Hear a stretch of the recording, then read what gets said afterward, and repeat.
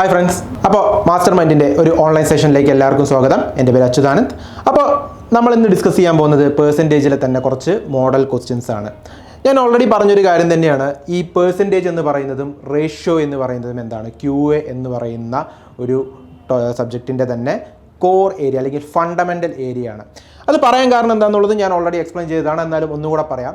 കാരണം ഈ രണ്ട് ടോപ്പിക്കുകളിലായിട്ട് നിങ്ങൾ പഠിക്കുന്ന പല കോൺസെപ്റ്റുകളും പല മെത്തേഡുകളും വരുന്ന ടോപ്പിക്കുകളിൽ, അതായത് simple interest, time and work, time and distance, അതുപോലെ തന്നെ ആവറേജ്, ഈ പറയുന്ന എല്ലാ പ്രോഫിറ്റ് ആൻഡ് ലോസ്, അപ്പോൾ ഇതിലൊക്കെ എന്ത് ചെയ്യണം, നമ്മൾ ഈ രണ്ട് ചാപ്റ്ററുകളിലുമായി പഠിച്ച പല കോൺസെപ്റ്റുകളും പല മെത്തേഡുകളും അപ്ലൈ ചെയ്യേണ്ടതായിട്ട് വരും. സോ ഈ രണ്ട് ചാപ്റ്റേഴ്സും റേഷ്യോൻ്റെ നമ്മൾ ഓൾറെഡി അപ്ലോഡ് ചെയ്തിട്ടുള്ളതാണ്. അപ്പോൾ ഈ രണ്ട് ചാപ്റ്റേഴ്സും നിങ്ങൾ വൃത്തിക്ക് പഠിച്ചതിന് ശേഷം മാത്രം നിങ്ങൾ എന്ത് ചെയ്യുക, മറ്റ് ടോപ്പിക്കുകളിലേക്ക് എന്ത് ചെയ്യുക, പോവുക. ഓക്കെ, അപ്പോൾ ഈ പേഴ്സൻറ്റേജിൻ്റെ തന്നെ ഒരു ഡീറ്റെയിൽഡ് വീഡിയോ, എല്ലാ കോൺസെപ്റ്റുകളും എക്സ്പ്ലെയിൻ ചെയ്യുന്ന ഒരു ഡീറ്റെയിൽഡ് വീഡിയോ നമ്മൾ എന്ത് ചെയ്തിട്ടുണ്ട്, നമ്മുടെ ആപ്ലിക്കേഷനിൽ അപ്ലോഡ് ചെയ്തിട്ടുണ്ട്. അപ്പോൾ അത് കാണാത്തവരുണ്ടെങ്കിൽ കണ്ടിട്ട് വരിക. ഓക്കെ, അപ്പോൾ നമുക്ക് എന്ത് ചെയ്യാം, ഫസ്റ്റ് ക്വസ്റ്റ്യനിലേക്ക് പോവാം. ഓക്കെ, ഫസ്റ്റ് ക്വസ്റ്റ്യൻ ഇതാണ്. ഒരു സംഖ്യയുടെ 35% എന്നത് അതേ സംഖ്യയുടെ 50%-ത്തേക്കാൾ 12 കുറവാണെങ്കിൽ, അല്ലെങ്കിൽ കുറവാണ്, എന്നാൽ ആ സംഖ്യ ഏത്? അതായത് ഇത്രയേ ഉള്ളൂ.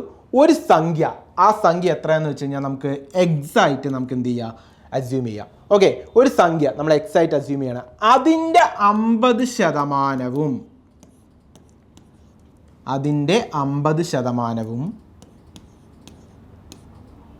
അതിൻ്റെ തന്നെ 35% തമ്മിലുള്ള വ്യത്യാസം എന്ന് പറയുന്നത് എന്താണ്, 12 ആണ്. അതായത് 50x minus 35x by 100, 50x/100 minus 35x/100 is equal to 12. അതായത് ഒരു സംഖ്യ, ആ സംഖ്യ എത്രയാണെന്ന് നമുക്കറിയില്ല, അതിനെ നമ്മൾ എന്ത് ചെയ്തു, എക്സായിട്ട് അസ്യൂം ചെയ്തു. അതിൻ്റെ 50%-വും അതേ സംഖ്യയുടെ 35%-വും തമ്മിലുള്ള വ്യത്യാസമാണെന്ത്, ഈ പറയുന്ന 12 എന്ന് പറയുന്നത്. അതായത് 50x മൈനസ് 35x എന്ന് പറയുന്നത് നമുക്ക് എത്ര കിട്ടും, 15x എന്ന് കിട്ടും. 15x/100 is equal to 12. അപ്പോൾ നമുക്ക് എന്ത് ചെയ്യണം, ഈ എക്സിൻ്റെ വാല്യൂ കിട്ടാനായിട്ട് നമ്മൾ ഓൾറെഡി പറഞ്ഞിട്ടുള്ളതാണ്, നമ്മൾ എന്ത് ചെയ്യണം, ക്രോസ് മൾട്ടിപ്ലൈ ചെയ്യണം. So 12 × 100 divided by 50. അപ്പോൾ എത്ര, നമുക്കിത് രണ്ടും കൂടെ എന്ത് ചെയ്യാം, 3-ൽ പോകും അല്ലേ. ഇത് 4, 12 3-ൽ എത്ര പോവും, 4 പ്രാവശ്യം പോകും. ഇവിടെ 5 പ്രാവശ്യം പോകും. അപ്പോൾ എത്ര കിട്ടി, 4 × 20 80. നമ്മുടെ ആൻസർ 80. ക്ലിയർ അല്ലേ, സെറ്റ് അല്ലേ? ഒന്നുമില്ല, ഇത് ക്രോസ് മൾട്ടിപ്ലൈ ചെയ്താൽ മതി. 12 × 100 ഡിവൈഡഡ് ബൈ 15. 12-നും 15-നും കോമൺ ആയിട്ട് പോകുന്ന നമ്പർ ഏതാണ്, 3 ആണ്. 3 12-ൽ 4 പ്രാവശ്യം പോകും. ഇവിടെ 5 പ്രാവശ്യം പോകും. പിന്നെ എന്ത് ചെയ്തു, 5-നെ നമ്മൾ 100 കൊണ്ട് കട്ട് ചെയ്തു.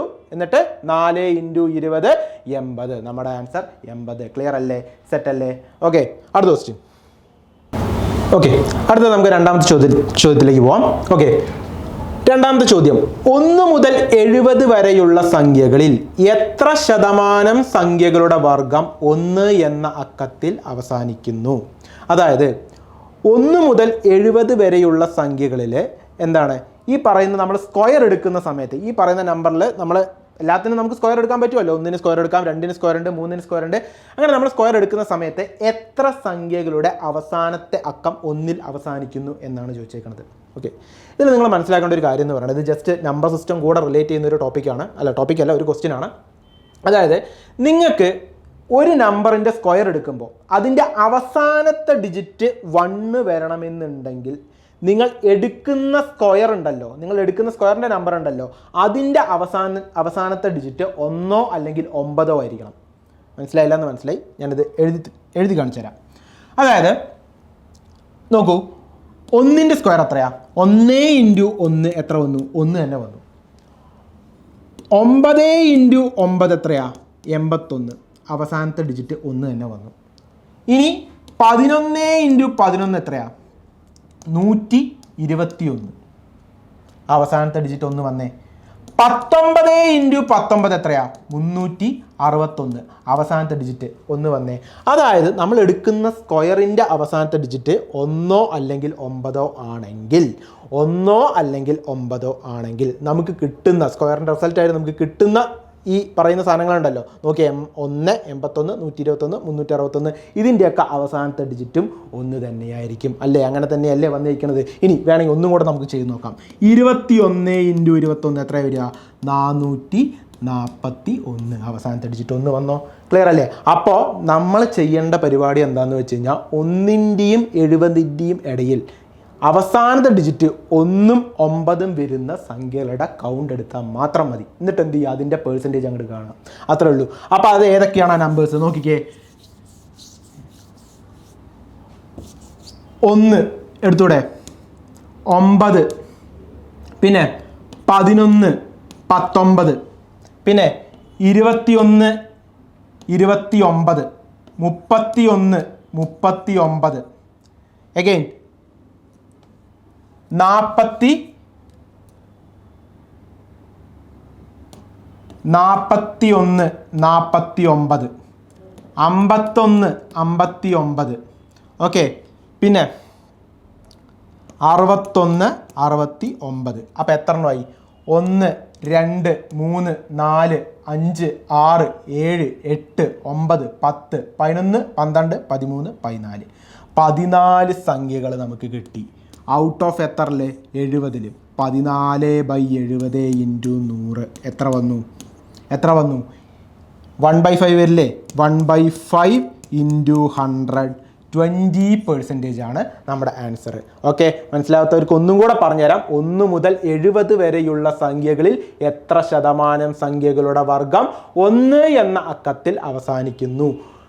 വർഗം സ്ക്വയർ 1 എന്നുള്ള അക്കത്തിൽ അവസാനിക്കണമെങ്കിൽ നമ്മൾ എടുക്കുന്ന നമ്പറിൻ്റെ അവസാനത്തെ അക്കം ഒന്നുകിൽ 1 അല്ലെങ്കിൽ 9 ആയിരിക്കണം. അങ്ങനെ നമുക്ക് എത്ര സംഖ്യകളുണ്ട്? 1നും 70നും ഇടയിൽ 14 സംഖ്യകളുണ്ട്. 14 സംഖ്യകളുടെ പെർസെൻറ്റേജ് എന്ന് പറയുന്നത് 14 divided by total out of എത്ര? 70 പറഞ്ഞേക്കുന്നത് അല്ലേ? 70 പറഞ്ഞേക്കുന്നത്. 14 ഡിവൈഡഡ് ബൈ 70 × 100 എത്രയാണ്? 20%. ക്ലിയർ അല്ലേ? സെറ്റ് അല്ലേ? ഓക്കെ, അടുത്ത ക്വസ്റ്റ്യൻ. ഓക്കെ, ഒരു സംഖ്യയുടെ 75% 75 ചേർത്താൽ ഫലം ആ സംഖ്യ തന്നെയാകും. എന്നാൽ ആ സംഖ്യ ഏത്? അതായത് ഒരു സംഖ്യ, ആ സംഖ്യ നമുക്ക് എന്താണെന്ന് അറിയത്തില്ല. അതുകൊണ്ട് നമ്മൾ എന്ത് ചെയ്തു? നമ്മുടെ സ്ഥിരം പരിപാടി x എന്ന് കൊടുത്തു. ആ സംഖ്യ x എന്ന് കൊടുത്തു. ഓക്കെ, അതിൻ്റെ 75%. അപ്പം എത്ര വരും? അതിൻ്റെ 75% x × 75/100. ഈ x × 75/100, ഈ 75/100നെ നമുക്ക് എങ്ങനെയും എഴുതാം. കട്ട് ഷോട്ട് ചെയ്തിട്ട് 3/4 എന്ന് എഴുതിക്കൂടെ അല്ലേ? 3/4 എന്ന് എഴുതിക്കൂടെ? അപ്പം നമ്മൾ അതിനെ കട്ട് ഷോട്ട് ചെയ്തിട്ട് x × 3/4 എന്നാക്കി. ഓക്കെ, ഇനി എന്താ പറഞ്ഞേക്കണത്? അതിൻ്റെ കൂടെ 75 ചേർത്താൽ ഫലം ആ സംഖ്യ തന്നെ ആകും. അതായത് ഈ x × 3/4ൻ്റെ കൂടെ 75 ചേർത്ത് കഴിഞ്ഞാൽ എന്ത് തന്നെ കിട്ടും? ഇതേ നമ്പർ, അതായത് ഈ x തന്നെ കിട്ടും. അതാണ് പറയുന്നത്. ഓക്കെ, x-ൻ്റെ 3/4ൻ്റെ കൂടെ 75 ചേർത്താൽ എന്ത് കിട്ടും? x തന്നെ കിട്ടും. ഇതാണ് എന്ത് പരിപാടി എന്ന് പറയുന്നത്. ഇനി നമുക്കിതിന് എന്ത് ചെയ്യാം? x × 3 എത്ര വന്നു? 3x/4 + 75 = x. എന്ത് ചെയ്യണം? ക്രോസ് മൾട്ടിപ്ലൈ ചെയ്യണം. 3x + 75 × 4 എത്ര വന്നു? 300 ഡിവൈഡഡ് ബൈ 4 = x എന്ന് വന്നു. ക്ലിയർ അല്ലേ? ഇനി ഇത് ക്രോസ് മൾട്ടിപ്ലൈ ആകുമ്പോഴോ 3x + 300 ഇത് ക്രോസ് മൾട്ടിപ്ലൈ ആകുമ്പോൾ 4x എന്ന് വരും. ക്ലിയർ അല്ലേ? അപ്പം ഇനി നമ്മൾ എന്ത് ചെയ്യണം? എക്സിനെയൊക്കെ ഒരു ഭാഗത്തേക്ക് കൊണ്ടുപോകണം അല്ലേ? അല്ലേ? അപ്പം നമ്മൾ എന്ത് ചെയ്യണം? ഈ 3x ഇങ്ങോട്ടേക്ക് പോകുമ്പോൾ എന്താവും? -3x ആവും. അപ്പോൾ x = 300 എന്ന് വരും. എക്സിൻ്റെ വാല്യൂ 300 എന്ന് വരും. അപ്പോൾ എന്താ ചോദിച്ചേക്കുന്നത്? ആ സംഖ്യ ഏത് എന്നാണ് ചോദിച്ചേക്കുന്നത് അല്ലേ? ആ സംഖ്യ ഏത് എന്നാണ് ചോദിച്ചേക്കുന്നത്. ആ സംഖ്യയെ നമ്മൾ എങ്ങനെയാണ് ഡിനോട്ട് ചെയ്തേക്കുന്നത്? x ആയിട്ടാണ് ഡിനോട്ട് ചെയ്തേക്കുന്നത്. എക്സിൻ്റെ വാല്യൂ ആണ് നമുക്കിപ്പോൾ എന്ത് കിട്ടിയത്? 300 എന്ന് കിട്ടിയത്. സോ നമുക്ക് കിട്ടിയ ആൻസറും എന്ത് തന്നെയാണ്? നമ്മുടെ ആൻസറും എന്ത് തന്നെയാണ്? 300 തന്നെയാണ്. Option C. ക്ലിയർ അല്ലേ? സെറ്റ് അല്ലേ? ഓക്കെ, അടുത്ത ക്വസ്റ്റ്യൻ. ഒരു സംഖ്യ മറ്റൊരു സംഖ്യയുടെ 80% അവയുടെ വർഗങ്ങളുടെ തുക 656 ആണെങ്കിൽ ആ സംഖ്യ എത്ര? ഓക്കെ, ഇവിടെ ഈ പറയുന്ന ക്വസ്റ്റ്യൻ നമുക്ക് വേണമെങ്കിൽ ഇക്വേഷനൊക്കെ ഇട്ടിട്ട് ചെയ്യാം. പക്ഷെ ഞാൻ ഒരിക്കലും അത് പ്രോത്സാഹിപ്പിക്കില്ല. കാരണം ഞാൻ എപ്പോഴും നമുക്ക് ആ ക്വസ്റ്റ്യൻ എപ്പോഴും പെട്ടെന്ന് കണ്ടുപിടിക്കണം അല്ലേ. നമ്മൾ കുറേ ഇക്വേഷനും കാര്യങ്ങളും ഇട്ടിട്ട് സമയം കളഞ്ഞിട്ട് കാര്യമില്ല അല്ലേ. നമ്മുടെ ആവശ്യം എന്ന് പറയുന്നത് ഈ പറയുന്ന ചോദ്യങ്ങളുടെയൊക്കെ ഉത്തരം പെട്ടെന്ന് കിട്ടണം. അതിനുള്ള മെത്തേഡുകൾ നമ്മൾ പഠിക്കണം. അതാണ് നമ്മൾ ചെയ്യേണ്ടത് അല്ലേ. അപ്പോൾ ഈ പറയുന്ന ക്വസ്റ്റ്യൻ നമുക്ക് എന്ത് ചെയ്യാൻ പറ്റും? ഓപ്ഷൻസിൽ തന്നെ എടുക്കാൻ പറ്റും. അപ്പോൾ ആദ്യം നിങ്ങൾ ചെയ്യേണ്ട കാര്യം എന്ന് പറയുന്നത് ഒരു സംഖ്യ മറ്റൊരു സംഖ്യയുടെ 80% ആണ്. അപ്പോൾ നിങ്ങൾ ആദ്യം ക്രോസ് ചെക്ക് ചെയ്യുക. ഇതിനകത്ത് ഈ പറയുന്ന ഒരു സംഖ്യ മറ്റൊരു സംഖ്യയുടെ 80% ആയിട്ടുള്ള ഓപ്ഷൻ ഏതൊക്കെയാണെന്ന് നോക്കുക. ഓക്കെ, 5ന്റെ 80% 4 എന്ന് പറയണത് അല്ലേ. 5ന്റെ 80% അല്ലേ 4 എന്ന് പറയണത്. ഓക്കെ, അത് നമുക്കറിയാം. 10ന്റെ 80% 8 എന്ന് പറയണത് അല്ലേ. അപ്പോൾ ഇത് നമുക്ക് കൺസിഡർ ചെയ്യാം. ഇനി 20ന്റെ 80% എന്ത്? 16 എന്ന് പറയുന്നത്. അപ്പോൾ നമുക്ക് ഇതും കൺസിഡർ ചെയ്യാം. ഇനി 14ന്റെ 20% ഈ പറയുന്ന 12 എന്ന് പറയുന്നത്? ഒരിക്കലും അല്ല. നിങ്ങൾ ചെയ്ത് നോക്കിയാൽ നിങ്ങൾക്ക് മനസ്സിലാവും. 14ന്റെ 80% എന്ന് പറയുന്നത് ഒരിക്കലും എന്തല്ല? 12 അല്ല. പക്ഷേ ബാക്കി 3 ഓപ്ഷൻസിലും എന്താണ്? ആ ഒരു കണ്ടീഷൻ സാറ്റിസ്ഫൈ ചെയ്യേണ്ടത്. അതായത് ഒരു നമ്പർ എന്ന് പറയുന്നത് മറ്റൊരു നമ്പറിൻ്റെ 80%. ആ ഒരു കണ്ടീഷൻ ബാക്കിയുള്ള ഓപ്ഷൻ എയിലും ബിയിലും സിയിലും എന്ത് ചെയ്യുന്നുണ്ട്? സാറ്റിസ്ഫൈ ചെയ്യുന്നുണ്ട്. ഓക്കെ, അപ്പോൾ അത് കഴിഞ്ഞു. ഇനി എന്താ പറഞ്ഞേക്കണത്? അവയുടെ വർഗ്ഗങ്ങളുടെ തുക 656 ആണെങ്കിൽ ആ സംഖ്യകൾ ഏവ. ഓക്കെ, ഈ പറയുന്ന 2 സംഖ്യകളുടെ സ്ക്വയറിൻ്റെ സം എന്ന് പറയുന്നത് എത്ര കിട്ടണം? 656 കിട്ടണം. നോക്കിയേ, എ എടുക്കുന്ന സമയത്ത് 5ന്റെ സ്ക്വയർ എത്രയാണ് വരിക? 25 വരിക. 4ന്റെ സ്ക്വയർ എത്രയാണ് വരിക? 16 വരിക. ഇത് രണ്ടും ആഡ് ചെയ്ത് കഴിഞ്ഞാൽ നമുക്ക് 656 കിട്ടുമോ? ഇല്ല. ഇനി അടുത്തത് ഓപ്ഷൻ ബി. 10ന്റെ സ്ക്വയർ എത്രയാണ് വരിക? 100 വരിക. 8ന്റെ സ്ക്വയർ എത്രയാണ് വരിക? 64 വരിക. രണ്ടും കൂടെ ആഡ് ചെയ്താൽ 164 കിട്ടുന്നത്. നമുക്ക് കിട്ടേണ്ടത് എത്രയാണ്? 656 കിട്ടേണ്ടത് അല്ലേ. ഓക്കെ, അപ്പോൾ എയുമല്ല ബിയുമല്ല ഡി അല്ല എന്നുള്ളത് ഓൾറെഡി നമ്മൾ ഫിക്സ് ചെയ്ത് കഴിഞ്ഞു. കാരണം എന്താണ്? ഇതിൻ്റെ ഈ 14ന്റെ 80% അല്ല 12 എന്ന് പറയുന്നത്. സോ അത് നമ്മൾ ആദ്യമേ എന്ത് ചെയ്തു? എലിമിനേറ്റ് ചെയ്ത് കളഞ്ഞു. ഇതല്ല. അപ്പോൾ ഈ 3 ഓപ്ഷനിൽ ഏതോ ഒന്നാണ് നമ്മുടെ ആൻസർ എന്ന് പറയുന്നത്. അപ്പോൾ ഇതുമല്ല എന്ന് മനസ്സിലായി. ഇനി ഇത് തന്നെയാണ്, പക്ഷെ അത് എങ്ങനെ വന്നു എന്നുള്ളതും കൂടെ പറഞ്ഞുതരാം. നോക്കിക്കേ, 20ന്റെ സ്ക്വയർ എത്രയാ? 20ന്റെ സ്ക്വയർ എത്രയാ? 20ന്റെ സ്ക്വയർ എന്ന് പറയുന്നത് 400 20ന്റെ സ്ക്വയർ എന്ന് പറയുന്നത് 400 16ന്റെ സ്ക്വയർ എന്ന് പറയുന്നത് എത്രയാ? 256 ആഡ് ചെയ്യുമ്പോൾ 656 കിട്ടുന്നില്ലേ? ഓക്കെ, അപ്പോൾ എന്താണ് നമ്മുടെ ആൻസർ? എത്രയാണ്? 16ഉം 20ഉം ഓപ്ഷൻ സി. ക്ലിയർ അല്ലേ? സെറ്റ് അല്ലേ? ഓക്കെ, ഒരാളുടെ ശമ്പളം 7200 നിന്നും 8100 വർദ്ധിച്ചു. 7200 നിന്നും 8100 വർദ്ധിച്ചു. എന്നാൽ ആ ശമ്പളത്തിലുണ്ടായ ശമ്പള വർധനവ് എത്ര? ഓക്കെ, ഇതെങ്ങനെയാണ് നമ്മൾ കാണുക? പെർസെൻറ്റേജ് ഇൻക്രീസിന് നമ്മൾ പഠിച്ച ഫോർമുല എന്താണ്?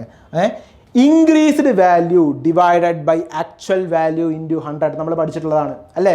Increased value divided by actual value into 100. അതായത് 7200 രൂപ ശമ്പളം വാങ്ങിച്ച ഈ മനുഷ്യൻ്റെ സാലറി ഇപ്പം എത്രയായി? 8100 എത്ര കൂടി? 900 കൂടി അല്ലേ. എവിടെ നിന്നാ കൂടിയേ? 7200 നിന്നും കൂടി. അതാണ് എന്ത്? ആക്ച്വൽ വാല്യൂ എന്ന് പറയുന്നത് അല്ലേ. അപ്പോൾ അത് എവിടെ നമ്മൾ എഴുതി? ഡിനോമിനേറ്റർ ആയിട്ട് എഴുതി. ഓക്കെ, 900 ഡിവൈഡഡ് ബൈ 7200 ഇൻറ്റു 100 ചെയ്ത് നോക്കിയേ എത്രയാണ് കിട്ടുന്നത്? നമുക്ക് കിട്ടുന്ന ആൻസർ എന്ന് പറയുന്നത് 450 12.5% കിട്ടും. ഓപ്ഷൻ ഡി ആണ് നമ്മുടെ ആൻസർ. 12.5%. ഒന്നുമില്ല, 7200 ശമ്പളം വാങ്ങിച്ച ഒരാളുടെ സാലറി 8100 എത്ര കൂടി? 900 കൂടി. എവിടെ നിന്ന് കൂടി? 7200 കൂടി. അതാണ് നമ്മൾ എന്ത് ചെയ്തത്? താഴെ എഴുതിയത്. സോ 900 ഡിവൈഡഡ് ബൈ 7200 ഇൻറ്റു 100 എത്ര വന്നു? 12.5 അല്ലെങ്കിൽ 12.1/2%. സെറ്റ് അല്ലേ? ക്ലിയർ അല്ലേ? അപ്പോൾ നമുക്ക് അടുത്ത ക്വസ്റ്റ്യനിലേക്ക് പോവാം. 6ാമത്തെ ക്വസ്റ്റ്യനിലേക്ക് പോവാം. എന്താണ് പറയുന്നത്? എയുടെ ശമ്പളം ബിയുടെ ശമ്പളത്തേക്കാൾ 20% കുറവാണ്. എന്നാൽ ബിയുടെ ശമ്പളം എയുടെ ശമ്പളത്തേക്കാൾ എത്ര ശതമാനം കൂടുതലാണ്? അതായത് ഇവിടെ പറഞ്ഞിരിക്കുന്ന കോൺസെപ്റ്റ് എന്ന് പറയുന്നത് രണ്ട് ആളുകളുണ്ട്. ഇതിൽ ബിയുടെ സാലറി 100 എന്ന് വിചാരിക്കുക. ബിയുടെ സാലറി 100 വിചാരിക്കുക. എയുടെ സാലറി ബിയുടെ സാലറിയേക്കാൾ 20% കുറവാണെന്ന് പറയുമ്പോൾ എത്ര വരും? 100ന്റെ 20% കുറഞ്ഞാൽ എത്ര വരും? 80 വരും. അതായത് ബിയുടെ സാലറി 100ഉം എയുടെ സാലറി 80 നിങ്ങൾ എന്ത് ചെയ്യുക? അങ്ങോട്ട് കൺസിഡർ ചെയ്യുക, ഒന്ന് മനസ്സിൽ വെക്കുക. ഓക്കെ, ഇനി എന്താ ചോദിച്ചേക്കുന്നത്? എന്നാൽ ബിയുടെ സാലറി എയുടെ ശമ്പളത്തേക്കാൾ, ബിയുടെ ശമ്പളം എയുടെ ശമ്പളത്തേക്കാൾ എത്ര ശതമാനം കൂടുതലാണ്? അതായത് ബിയുടെ സാലറിയാണ് ഇവിടെ ഓഫ് കോഴ്സ് കൂടുതലായി നിൽക്കുന്നത്, കാരണം എക്ക് 80ഉം ബിക്ക് 100ഉമാണ്. എത്ര കൂടുതലാണ്? 20 കൂടുതലാണ്. ആരുമായിട്ട് കമ്പയർ ചെയ്യുമ്പോൾ? എയുമായിട്ട് കമ്പയർ ചെയ്യുമ്പോൾ. സോ എന്റെ സാലറി നമ്മൾ എന്ത് ചെയ്യണം? എന്റെ വാല്യൂ നമ്മൾ എന്ത് ചെയ്യണം? താഴെ എഴുതണം. സോ 20/80 × 100. ഇതിനെ കട്ട് ഷോട്ട് ചെയ്താൽ നമുക്ക് എത്ര വരും? 1/4 വരില്ലേ? 1/4 × 100 എന്ന് പറയുന്നത് എത്രയാണ്? 25%. ഓപ്ഷൻ ഡി 25% എന്ത്? നമ്മുടെ ആൻസർ വരുന്നത്. ക്ലിയർ അല്ലേ? സെറ്റ് അല്ലേ? ഓക്കെ, അടുത്ത ക്വസ്റ്റ്യൻ നോക്കി. ഇത് വളരെ ഇമ്പോർട്ടൻ്റ് ആയിട്ടുള്ള ഒരു ക്വസ്റ്റ്യൻ ആണ്, നിങ്ങൾ നോട്ട് ചെയ്ത് വെക്കേണ്ട ഒരു ക്വസ്റ്റ്യൻ ആണ്. ഓക്കെ, പെട്രോളിൻ്റെ വില 20% വർദ്ധിച്ചാൽ ചെലവ് മാറ്റമില്ലാതെ തുടരാൻ ഉപഭോഗം എത്ര ശതമാനം കുറയ്ക്കണം? അതായത് ഇപ്പോൾ ഉദാഹരണത്തിന് ഈ പെട്രോളിൻ്റെ വില 100 വിചാരിക്കുക. Okay, price 100. ഓക്കെ, 100 രൂപ വിലയുള്ള പെട്രോള് നിങ്ങൾ എന്ത് ചെയ്യുന്നുണ്ട്? ക്വാണ്ടിറ്റി 100 ലിറ്റർ തന്നെ വാങ്ങുന്നുണ്ടെന്ന് വിചാരിക്കുക. 100 രൂപ വിലയുള്ള പെട്രോള് നിങ്ങൾ 100 ലിറ്റർ വാങ്ങുന്നുണ്ടെങ്കിൽ നിങ്ങളുടെ ചിലവെന്ന് പറയുന്നത് 100 × 100 10,000. ക്ലിയർ ആണല്ലോ? ഇതുവരെ സെറ്റാണല്ലോ? ഈ കോൺസെപ്റ്റ് ക്ലിയർ ആയല്ലോ? ഇനി എന്താ പറഞ്ഞേക്കണത്? പെട്രോളിൻ്റെ വില 20% വർദ്ധിച്ചു. പെട്രോളിൻ്റെ വില 20% വർദ്ധിച്ചു. അതായത് 100 രൂപ വിലയുള്ള ഈ പെട്രോൾ ഇനിയിപ്പോൾ എത്രയായി? 20% വർദ്ധിച്ചു. അതായത് 120 ഇനി 100 രൂപയ്ക്ക് പെട്രോൾ കിട്ടത്തില്ല, 120 രൂപ കൊടുക്കണം അല്ലേ? 120 രൂപ വിലയുള്ള പെട്രോൾ 100 ലിറ്റർ വാങ്ങിച്ചടിച്ചു കഴിഞ്ഞാൽ നിങ്ങളുടെ ചിലവെന്ന് പറയുന്നത് 1,20,000 രൂപ. ശരിയല്ലേ? പക്ഷേ അത്രയും തരാൻ ഇവിടെ വകുപ്പില്ല. ഇവിടെ ആകെ 10,000 നിങ്ങൾക്ക് ഇനിയും തരുള്ളൂ. ഓക്കെ, പെട്രോളിൻ്റെ വില കൂട്ടി എന്ന് പറഞ്ഞിട്ട് അധിക തുക തരാനുള്ള വകുപ്പ് നിലവിൽ ഇവിടെ ഇല്ല. സോ ഇവിടെയും നിങ്ങൾക്ക് എന്ത് തന്നെ വരുള്ളൂ? 10,000 തന്നെ തരുള്ളൂ. സോ നിങ്ങൾക്കുള്ള ആകെ ഉള്ളൊരു ഒരു സൊല്യൂഷൻ എന്ന് പറയുന്നത് എന്ത് ചെയ്യണം? ക്വാണ്ടിറ്റി അങ്ങോട്ട് കുറയ്ക്കുക. ഈ 100 ലിറ്റർ അടിക്കുന്നതിൻ്റെ പകരം കുറച്ചടിക്കുക. അതേ ഉള്ളൂ വകുപ്പ്. ഓക്കെ, അതായത് ചുരുക്കം പറഞ്ഞു കഴിഞ്ഞാൽ 10,000 രൂപയ്ക്ക് 120 രൂപ വിലയുള്ള പെട്രോള് എത്ര വാങ്ങാൻ പറ്റും എന്നുള്ളതാണ് ചോദ്യം. ഓക്കെ, അപ്പോൾ 10,000 രൂപയ്ക്ക് നമുക്ക് എത്ര വാങ്ങാൻ പറ്റും? 120 രൂപ വരെയുള്ള പെട്രോൾ എത്ര വാങ്ങാൻ പറ്റും? നമ്മളിത് ചെയ്യുമ്പോൾ നമുക്ക് കിട്ടും 83/1/3 എന്നുള്ളത് കിട്ടും. 83/1/3 എന്നുള്ളത് കിട്ടും. ഓക്കെ, അതായത് നമ്മുടെ ക്വാണ്ടിറ്റി എന്ന് പറയുന്നത് 100 ലിറ്റർ വാങ്ങിച്ചിരുന്ന സ്ഥാനത്ത് നമുക്കിനി എത്രയേ വാങ്ങിക്കാൻ പറ്റുള്ളൂ? 83/1/3 വാങ്ങിക്കാൻ പറ്റുള്ളൂ. 83/1/3 വാങ്ങിക്കാൻ പറ്റുള്ളൂ. അപ്പം എത്ര കുറഞ്ഞു? 16/2/3 കുറഞ്ഞു അല്ലേ? എവിടെ നിന്ന് കുറഞ്ഞു? 100 നിന്നും കുറഞ്ഞു. 100 × 100 16/2/3/100 × 100 62/3%. 62/3%. ക്ലിയർ ആണോ? സെറ്റാണോ? അതായത് ഈ 100 നിന്നും 83/1/3 മൈനസ് ചെയ്യുമ്പോൾ നമുക്ക് 62/3 കിട്ടും. അതാണ് ആൻസർ എന്ന് പറഞ്ഞാൽ ഡയറക്റ്റ്ലി എഴുതരുത്. ഓക്കെ, കാരണം നമ്മളിവിടെ 100ൽ എടുത്തത് കൊണ്ട്, 100 ബേസ് വാല്യൂ ആയിട്ട് എടുത്തത് കൊണ്ടാണ് നമുക്ക് എന്ത് കിട്ടിയത്? ഈ 16% ഇക്വലൻ്റ് ആയിട്ടുള്ള വാല്യൂ തന്നെ ഇവിടെ കിട്ടിയത്. ഓക്കെ, ആക്ച്വലി നമ്മൾ ചെയ്യേണ്ടത് എന്താണ്? നമ്മുടെ ആ ഫോർമുല പഠിച്ചത് ഓർമ്മയില്ലേ? Decreased value divided by actual value into 100. എത്രയാണ് ഡിക്രീസ് ആയത്? 16/2/3 ഡിക്രീസ് ആയത്. എവിടെ നിന്ന് ഡിക്രീസ് ആയി? 100 നിന്നും ഡിക്രീസ് ആയി. സോ 16/2/3 ഡിവൈഡഡ് ബൈ 100 × 100 എത്ര വന്നു? 16/2/3%. ക്ലിയർ അല്ലേ? സെറ്റ് അല്ലേ? ഓക്കെ, ആ ഫോർമുല ഒക്കെ ബൈ ഹാർട്ട് ആയിരിക്കണം. Okay, next question. 100 രൂപ വിലയുള്ള ഒരു വസ്തുവിൻ്റെ വില ആദ്യം 10% വർദ്ധിക്കുകയും പിന്നീട് വീണ്ടും 10% വർദ്ധിപ്പിക്കുകയും ചെയ്തു. ആകെ വില വർദ്ധിച്ചത് എത്ര ശതമാനം? ഓക്കെ, ഇതെന്താണ്? സക്സസീവ് പെർസെൻറ്റേജ് ആണ് അല്ലേ? അപ്പോൾ ഇതിനകത്ത് വേറെ കാര്യങ്ങളൊന്നുമില്ല. എത്ര പെർസെൻറ്റേജ് വർദ്ധിച്ചത് എത്രയാണ് എന്ന് മാത്രം നമ്മൾ എന്ത് ചെയ്താൽ മതി? നോക്കിയാൽ മതി. അതായത് എത്രയാണ് നമ്മുടെ സക്സസീവ് പെർസെൻറ്റേജ് വരുമ്പോൾ ഇവിടെ രണ്ടവിടെയും എന്താ ചെയ്തേക്കണത്? വർദ്ധിപ്പിക്കുകയാണ് ചെയ്തേക്കണത് അല്ലേ? അപ്പോൾ എന്താണ് നമ്മൾ യൂസ് ചെയ്യേണ്ട ഫോർമുല?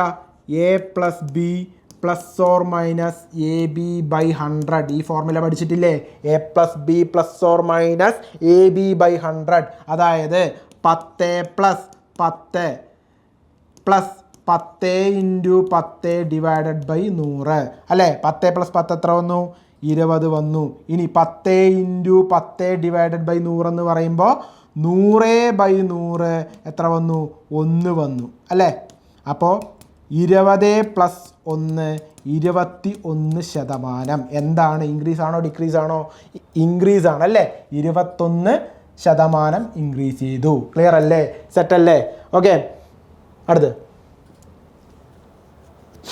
ഒരു വ്യക്തിയുടെ മാസ വരുമാനം 5000 രൂപയാണ്.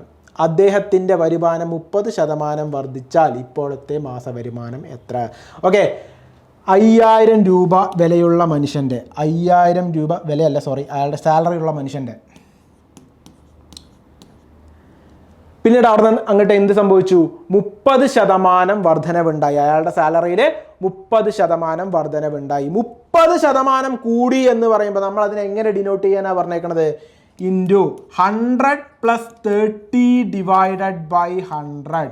അതായത് 5000 ഇൻറ്റു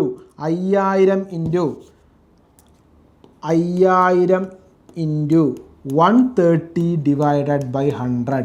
ഇനി നമുക്ക് എന്ത് ചെയ്യാം? ഇതിനെ കട്ട് ഷോട്ട് ചെയ്തൂടെ? അപ്പോൾ 5000 ഇൻറ്റു 30 ഡിവൈഡഡ് ബൈ 10 എത്ര വന്നു? 6500 വന്നു അല്ലേ? 6500 വന്നു. അതായത് ഇവിടെ ഉണ്ടായ വർധനവെന്ന് പറയുന്നത്, അതായത് കൺവെൻഷനലി പറയുകയാണെങ്കിൽ 5000ൻ്റെ 30% എന്ന് പറയുന്നത് 1500 ആണെന്ന് കിട്ടും. ആ 1500 5000ൻ്റെ കൂടെ കൂട്ടിക്കഴിഞ്ഞാൽ നമുക്ക് എന്ത് കിട്ടും? 6500 എന്നുള്ളൊരു വാല്യൂ കിട്ടും. അതിനെ ഡയറക്റ്റായിട്ട് കാണാനുള്ള മെത്തേഡാണ് എന്ത് പറഞ്ഞത്? 5000 ഇൻറ്റു 100 പ്ലസ് 30 ഡിവൈഡഡ് ബൈ 100. അതായത് 130 ഡിവൈഡഡ് ബൈ 100 6500. 30% ഇൻക്രീസ് ചെയ്തു എന്ന് പറയുമ്പോൾ 100 പ്ലസ് 30 130 ആവും. 20% ഇൻക്രീസ് ചെയ്തു എന്ന് പറയുമ്പോൾ 100 പ്ലസ് 20 120 ആവും.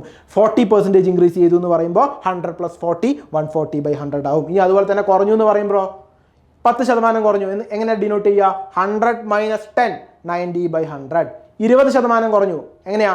100 മൈനസ് 20 80 ബൈ 100. അതിന് കട്ട് ഷോട്ടും ചെയ്യണം. 4/5 എന്ന് പറഞ്ഞാൽ കട്ട് ഷോട്ട് ചെയ്തിട്ട് വേണം നിങ്ങൾ ബാക്കി കാൽക്കുലേഷൻ ചെയ്യാൻ. ഓക്കെ, 25% കുറഞ്ഞു എങ്ങനെ ഡിനോട്ട് ചെയ്യും? 100 മൈനസ് 25 75 ബൈ 100. കട്ട് ഷോട്ട് ചെയ്യുമ്പോൾ 3/4. ഇങ്ങനെ വേണം നിങ്ങൾ കാൽക്കുലേഷൻ ചെയ്തിട്ട് പോകാൻ. ഓക്കെ, ക്ലിയർ അല്ലേ? സെറ്റ് അല്ലേ? ഇങ്ങനെ ചെയ്ത് പോയാലേ പെട്ടെന്ന് നമുക്ക് എന്ത് ചെയ്യാൻ പറ്റുള്ളൂ? ആൻസറിലേക്ക് എത്താൻ പറ്റുകയുള്ളൂ. അപ്പോൾ ഇവിടുത്തെ ആൻസർ എന്ന് പറയുന്നത് 6500 രൂപ. ക്ലിയർ അല്ലേ? സെറ്റ് അല്ലേ? ഓക്കെ, അടുത്ത് ഒരു വസ്തുവിൻ്റെ വില 15000 ആണ്. വിപണിയിലെ മാന്ദ്യത്തെ തുടർന്ന് അതിൻ്റെ വില 8% കുറഞ്ഞു. എന്നാൽ പുതിയ വില എത്ര? ഓക്കെ, നമുക്കിതിനെ ആ റേഷ്യോ മെത്തേഡിലും കൂടെ നമുക്ക് എന്ത് ചെയ്യാം? ഒന്ന് ചെയ്ത് നോക്കാം. ഓക്കെ, എങ്ങനെയാണ്? നമുക്ക് വേണമെങ്കിൽ നമ്മൾ ഇത്രയും നേരം പഠിച്ച കോൺസെപ്റ്റ് വെച്ചിട്ട് എന്ത് ചെയ്യാം?